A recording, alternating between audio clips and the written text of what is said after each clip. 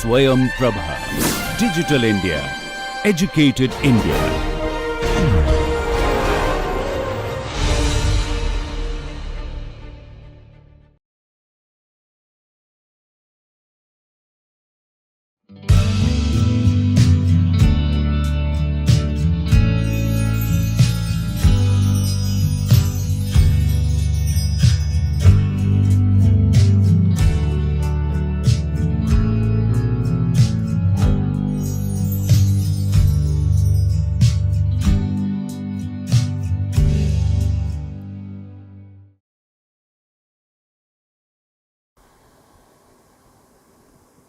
Hello and welcome to lecture 16 and week 6 of this NPTEL MOOCs course on economic growth and development. We are taking the discussion on human development forward. I have titled the lecture of today's class as the human development and capability approach. Now, in the period of last 2.5 decades, the materials and the literature on human development has grown enormously, as I have pointed out to you in the last class. However, what is lacking in this is that we yet do not have a textbook on human development, and there are a lot of materials and literature in the public domain, and they have been put together by practitioners, human development practitioners and theorists alike, the literature by itself has become multidisciplinary and interdisciplinary. Therefore, it is quite a task to bring together the materials on human development and present to you in a coherent manner, because the development in this literature has been multifaceted. Let me inform you that most of the materials that I am using as a part of this class is taken from scholars such as Ingrid Robbins and Sabina Alkire and Severin Denulin, who have written exhaustively and extensively on these issues of human development and the capabilities approach. For those of you who are interested, you may also like to look at the Human Development and Capabilities Association, as also the Journal of the Human Development and Capabilities Association. You may also want to look up the website of the Oxford Poverty Human Development Initiative, which has a lot of literature on issues surrounding this. I have also taken literature from Fukuda Par and Amartya Sen, particularly Amartya Sen's 1999 book on development as freedom. Now, what we'll do in today's class, like the last class, is divided into two parts. In the first part, I will introduce you to this paradigm of human development.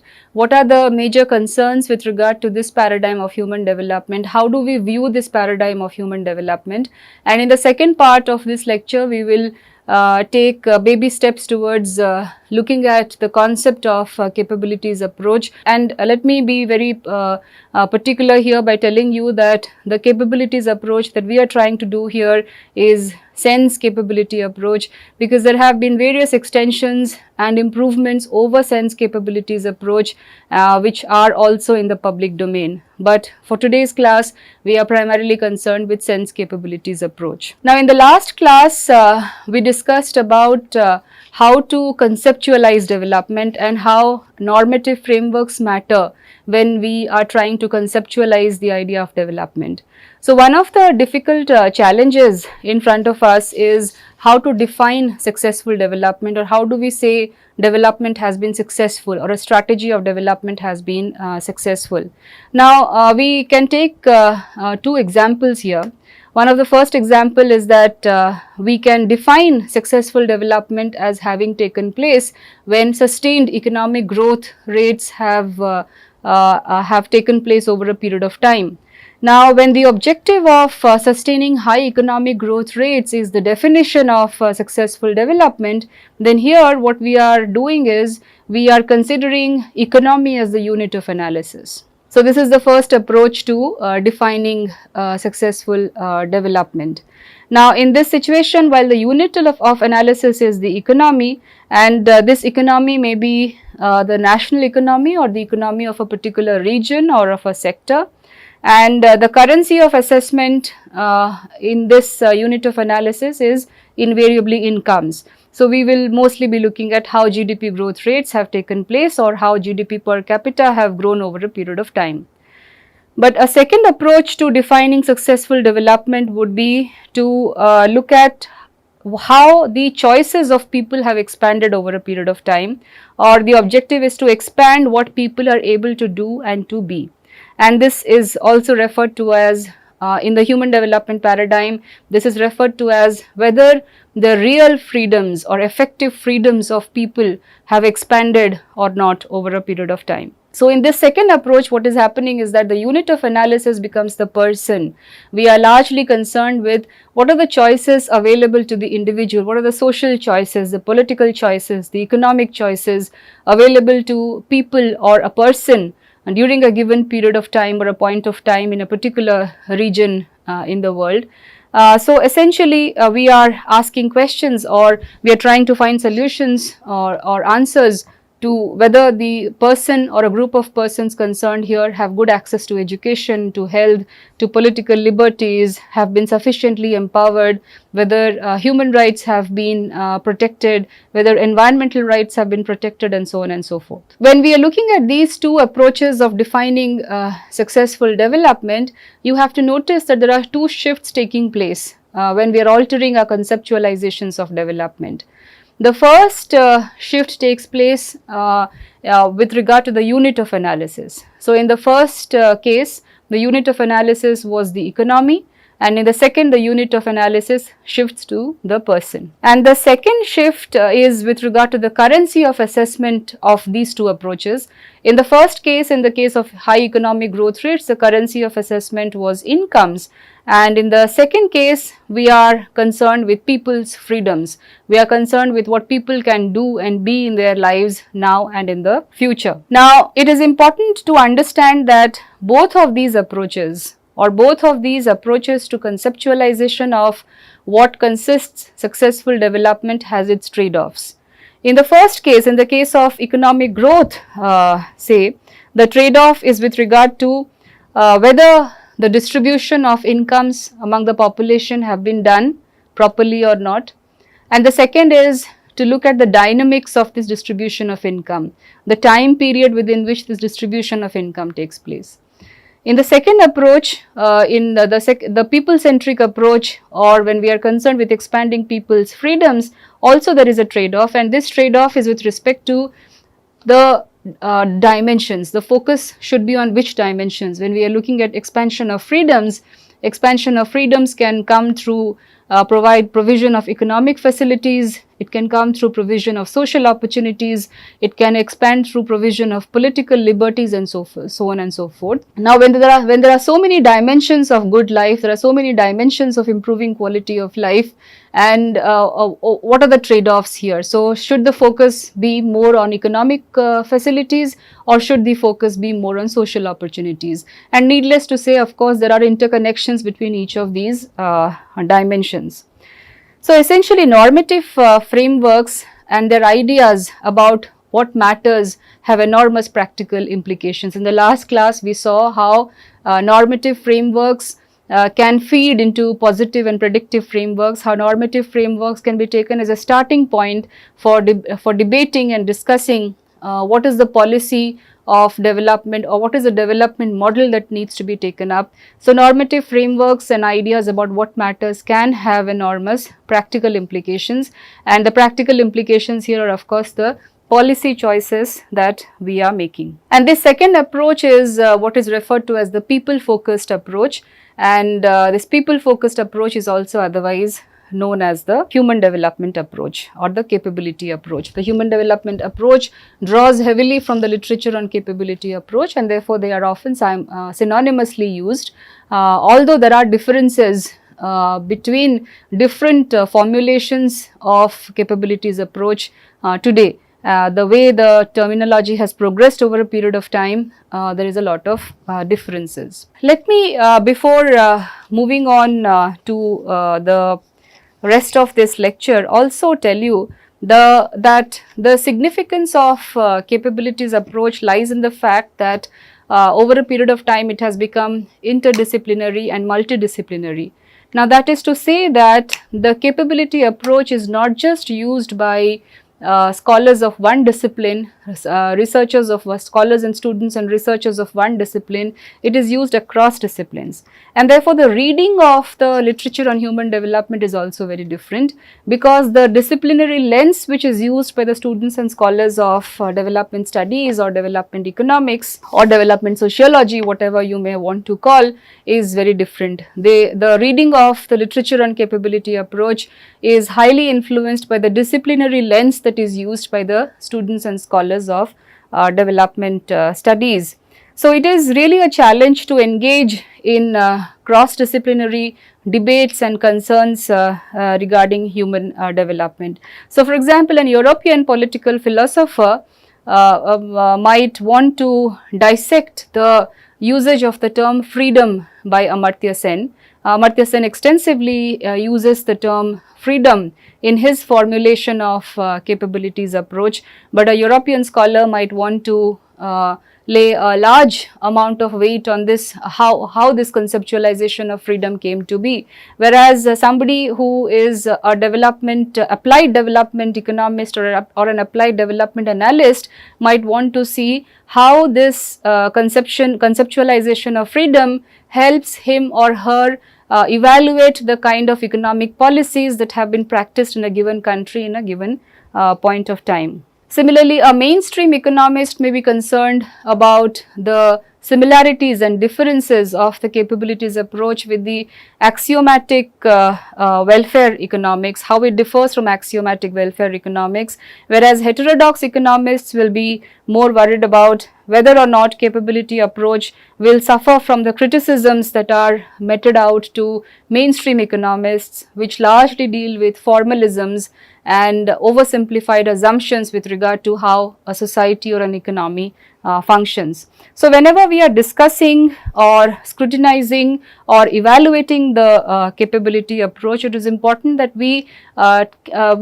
keep this in mind, that this approach itself has various interconnections and it has significance in various contexts. The second important qualification to before we enter into this whole discourse of human development and capability approach is that the capability approach, the theory or the approach as it is not just used by academics. It is also used by people working at the grassroots level. So it is used by NGO professionals, it is used by civil society activists, it is used by public officials who are making things work at the grassroots level. And often they are looking for solutions from the capabilities approach as to how people-centric it is and how they can actually implement what the theory tells with respect to reflecting expansion of freedoms or expansion of people's choices at the grassroots level. But often when we enter into an academic discussion of capability approach, there is no solution, there is no clear-cut solution with regard to how freedoms, in what form freedoms can be expanded, or what are the immediate outcomes in which can show that capability approach is reflecting in translating of those freedoms. So a capability approach is used in the study of problems of the developing countries, of the global south as well as the global north, and this is one thing that we must keep in mind. Another important point that needs to be borne in mind is with regard to the writings of Sen on capability approach, and we must understand here that Sen began talking about a capability approach in 1979, and in the subsequent years he has written widely in books as well as in journal articles. He has refined his idea of capabilities approach in various forms of writing. So and there has been a lot of refinement over the period of last 2 decades in this concept. So his formulation of this concept of capability approach has been very gradual and it has been very organic in a sense. And therefore, if one is to understand or is to get a full implication of what he means by the capability approach, one needs to go back to all of these writings dating back to 1979, which is of course very difficult to do within the format of a course such as this. Therefore, we will make some, so we will dilute some of the materials and try to make it more accessible to the general audience by pointing out what are the most important things that he was trying to communicate through his formulation of the capabilities approach. Now, having said this, let us move on. Let us spend a little time on the publication of the Human Development Reports or the United Nations Development Programs, HDRs as we know. What is their significance and why they have been influential in policy circles in these years. Now, the idea of human development has been circulated in policy circles and public debate for the past 2 decades through the human development reports of the UNDP. In one of the last classes, I had given you a summary finding of the very first human development report, the 1990 HDR, which elaborated on the concepts and measurements of human development, with the focus being on the Human Development Index. The index was first introduced through the 1990 HDR, and subsequently various other HDRs have been produced by various countries across the world at the national and at the regional level, and also at the provincial level. Many countries have gone to the extent of providing human development reports at the provincial level. India is one example. India regularly produces state level human development reports, and there are some states which also produce district level human development reports, and there have also been attempts at producing panchayat level human development reports. So that shows the significance of this engagement surrounding the idea of human development. And what do these reports do? These reports are basically intended to assess the quality of life of citizens of a country. So they are drawing from a large body of non-monetary indicators of development that are available on health, on education, on financing of health and education services, on political freedoms, on work related issues, on issues of subjective well-being, and so on and so forth.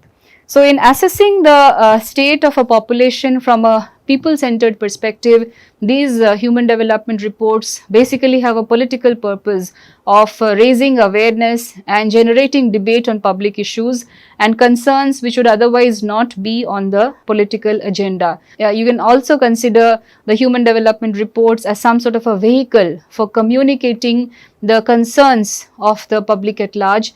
And note here that most of these human development reports published at the regional level or sub-regional levels are carried out by independent agencies, and they are provided to the government for deliberating on the issues or the highlights of these reports that have been worked out by people. These are the global human development reports brought out by the United Nations Development Programme since 1990. The latest report was in 2016, and as you can see, each year the human development reports are brought out focusing on one or more sets of issues. It is very important that in the context of what we have been discussing as a part of this course, and it is relevant to our course, you look at some of the human development reports. All of these human development reports are available on public domain. The 1990 HDR, Concept and Measurement of Human Development, is a rich repository of statistical data on how measurements of human development takes place.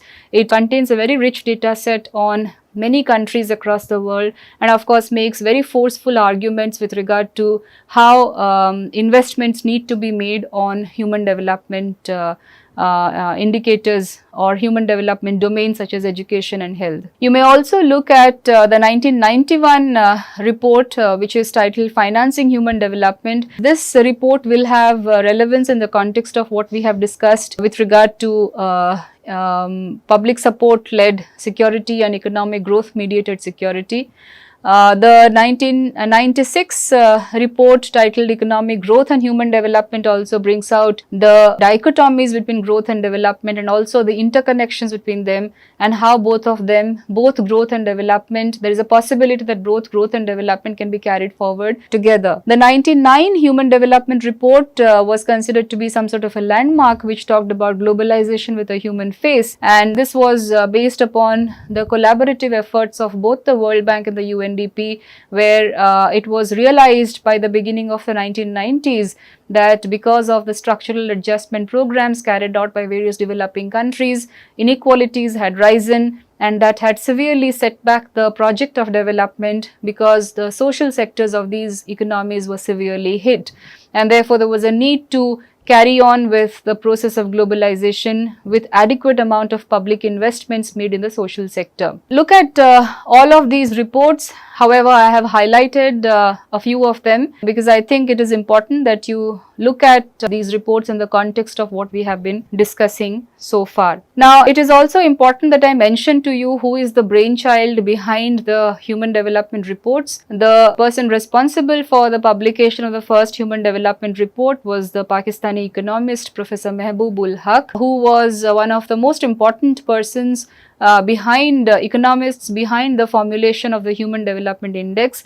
And there is a long history of collaborative work between Professor Mehboob-ul Haq and Professor Amartya Sen, who together came up with the concept of expanding capabilities and talking about human development, which was shown as some kind of a competitive indicator vis-a-vis the GDP per capita that was overwhelmingly being used till the 1980s or till the 1990s as reflecting development. Although Sen had a lot of reservations with regard to the usage of Human Development Index or reducing all human capabilities in the form of an index which takes into account only few dimensions, because he was pointing out to expansion of people's choices and freedoms in various dimensions other than that what was considered in the Human Development Index. So there were reservations that Sen had raised with regard to the Human Development Index. However, there was some kind of an understanding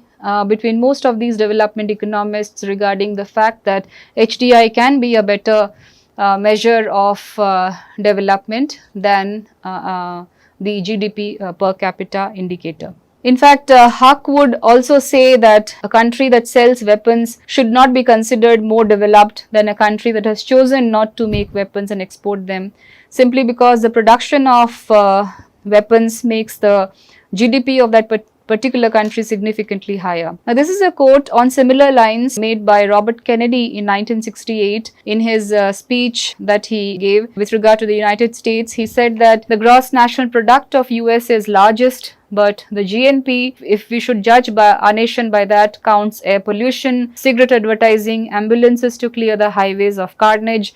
It counts special locks for our doors and jails that break them.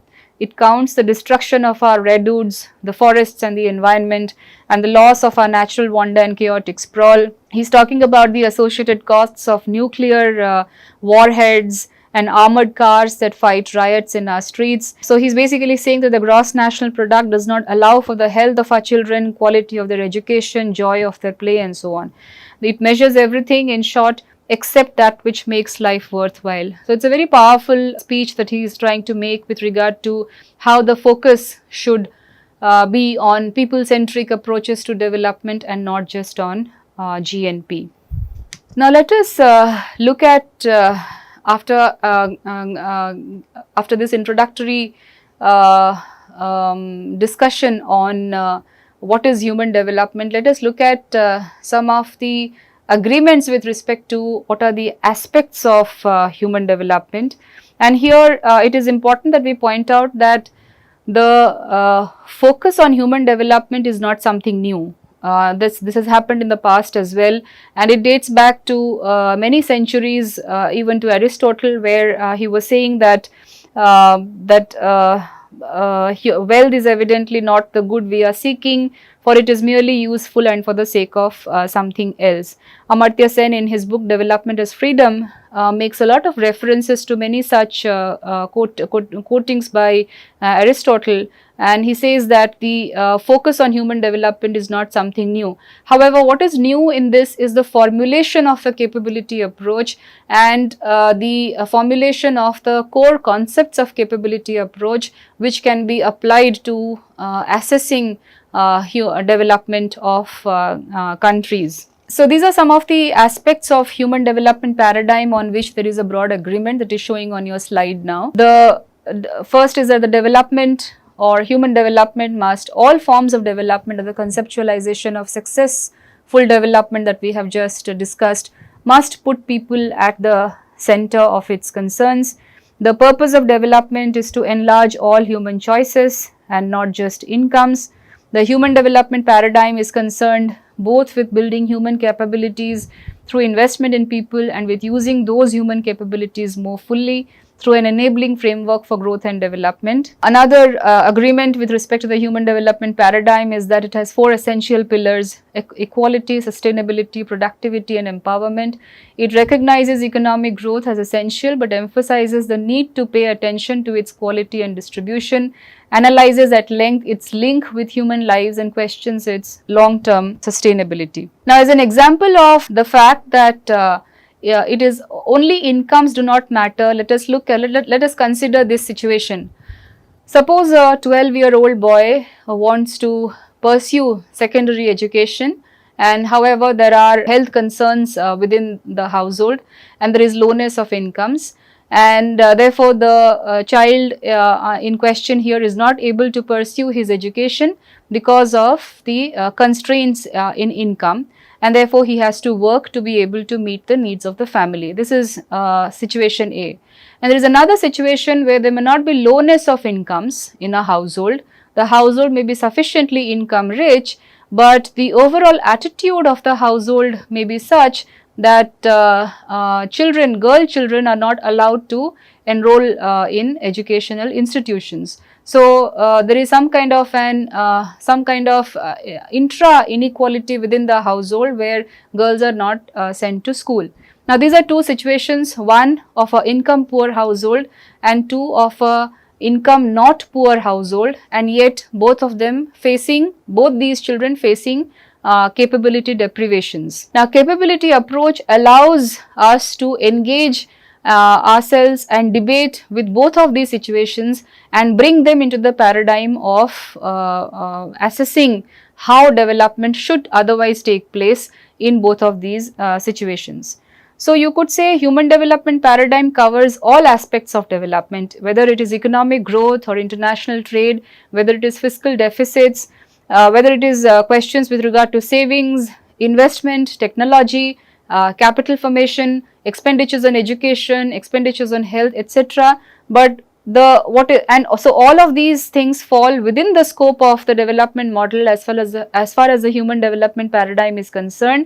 But there is only one point of reference which remains common here with regard to the human development paradigm, and that is that there should be widening of people's choices and enrichment of their lives. So reference point here is not whether taking all of these into consideration the economy has grown, but after taking all of these into consideration whether people's lives have been enriched or not, whether people's choices have widened, whether people's functionings have improved over a period of time. I have just used a term functioning, which I will presently go to clarify what it means based upon sense capability approach. Let me take you through to some of the procedural concerns in applying the human development paradigm. So let us discuss this by asking the question, what is the objective and what is the process of human development? But the objective we know by now is expansion of people's freedom.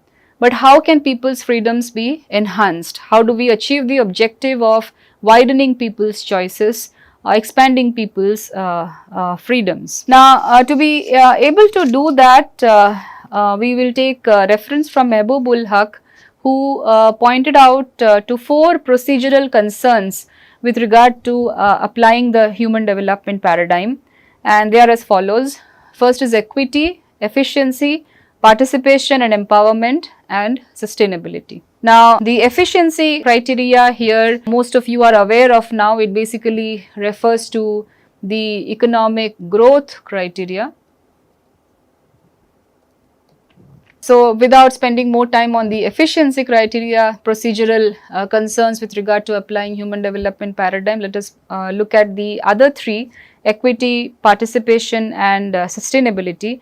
Now this concept of equity, it is different from the concept of equality, and it largely draws on the concept of justice, impartiality and fairness. So it is more concerned with what is called distributive justice between groups of population, and in human development we seek equity in space of people's freedom to live valuable lives.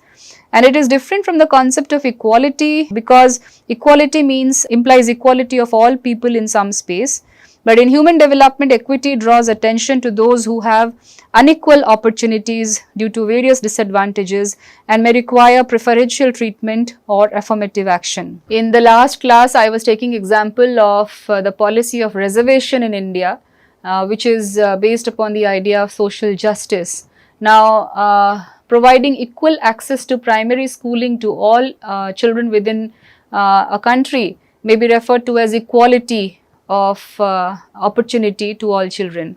But when we are referring to providing special benefits to certain sections of the community because they have faced historical injustice over a period of time, and to meet the objective of social justice, special benefits need to be given to them, such as differently abled people, women, ethnic minorities and so on, then we are harping on to the concept of equity here.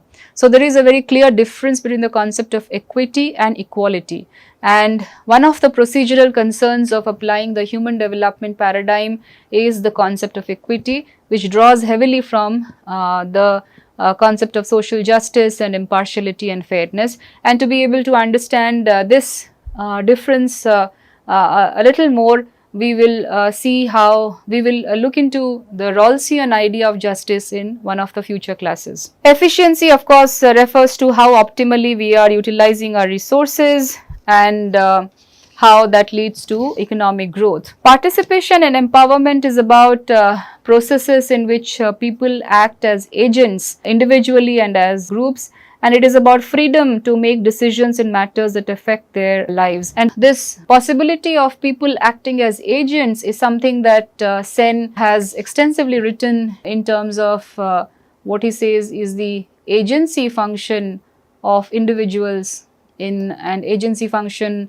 of women and others within a country. He's written about this extensively in his book Development as Freedom. So let us look at this in terms of an example. Suppose we want to reform education system within the country and we want to use the human development paradigm for reforming the education system. Now, under the paradigm of economic growth, one of the things that we would probably have done is to simply increase the levels of expenditure made on teacher education or infrastructure availability, or increase expenditures in providing schooling infrastructures and so on and so forth. But in a human development paradigm, it would make sense to take account of all the agents who are involved in the process of education. So that would include students, teachers, parents, NGO activists, civil society activists, public officials and so on and so forth. So what we are doing in this case is that in the human development paradigm is that we are drawing upon the agency of all of these agents that I have pointed out now, children, parents, teachers, local community, teachers unions, NGOs, the media, the Ministry of Education, Finance Ministry, social movements and advocacy groups for education and so on. So whether at the level of policy making or implementation, this principle implies that people need to be involved at every stage, not merely as beneficiaries but as agents of development who are able to pursue and realize the goals that they value or have reason to value. And this is the importance of participation and empowerment as far as in the terms of being a procedural concern in applying the human development paradigm. The final point that Mehboob ul Haq was making was with regard to sustainability here.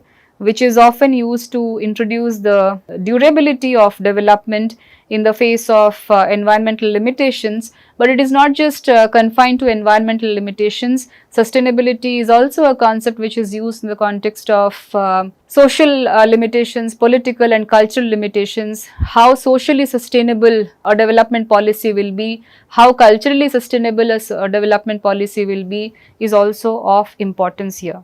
So, these four principles are not exhaustive, and there are various other approaches. For example, the rights based approach and aspects of justice and responsibility that can also be added on to these four concerns, and they can all together provide the process of human development, the procedural concerns in applying human development paradigm. So this is the first part of our lecture in which I try to introduce you to the human development paradigm. What are the main concerns? How we have been defining human development